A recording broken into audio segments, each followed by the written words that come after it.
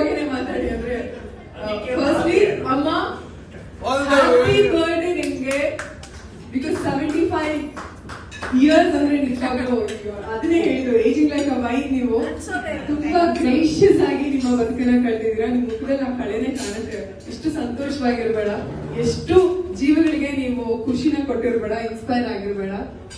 ಖುಷಿಯಾಗಿರಿ, ಆರೋಗ್ಯವಾಗಿರಿ, ಎಲ್ರೂ ಖುಷಿಯಾಗಿರಿ, ಆರೋಗ್ಯವಾಗಿರಿ.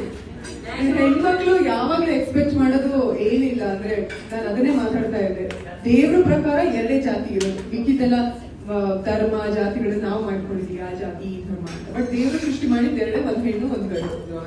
ಸೊ ಇಬ್ರು ಈಕ್ವಲ್ ಆಗಿ ಇವ್ರಿಗೆ ಇವ್ರು ಹೋದ್ರೆ ಎಲ್ಲದೂ ಬದುಕು ತುಂಬಾ ಬ್ಯೂಟಿಫುಲ್ ಆಗಿರುತ್ತೆ. ಸೊಸೈಟಿನೂ ತುಂಬಾ ಸುಭಿಕ್ಷವಾಗಿರುತ್ತೆ.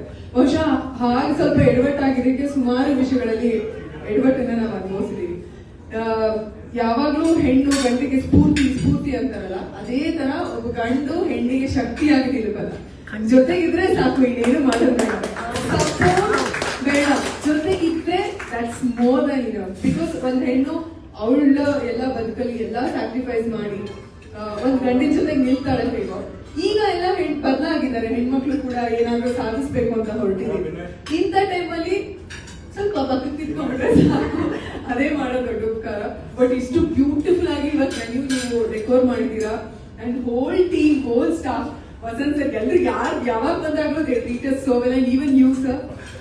ಅಂಡ್ ತುಂಬಾ ಜನ ಇಲ್ಲಿ ಇವತ್ತು ಹೆಣ್ಮಕ್ಳು ಇದೀವಿ, ಸಿಕ್ಕಾಪಟ್ಟೆ ಖುಷಿ ಆಗ್ತಿದೆ. ನನ್ನ ಯಜಮಾನ್ರು ವುಮೆನ್ಸ್ ಡೇ ಲಂಚ್ ಕೂಡ ಕರ್ಕೊಂಡು ಬಂದಿದ್ದಾರೆ, ನನ್ನ ಮಗಳಿದ್ದಾರೆ. So it be the most memorable women's day for me. And beautiful concept, beautiful food. Thanks to you sir. And ಎಲ್ರಿಗೂ ಮತ್ತೊಮ್ಮೆ ಹ್ಯಾಪಿ ವುಮೆನ್ಸ್ ಡೇ, ವಿಶ್ವ ಮಹಿಳಾ ದಿನದ ಶುಭಾಶಯಗಳು. Thank you and wish you the same. Thank you so much for your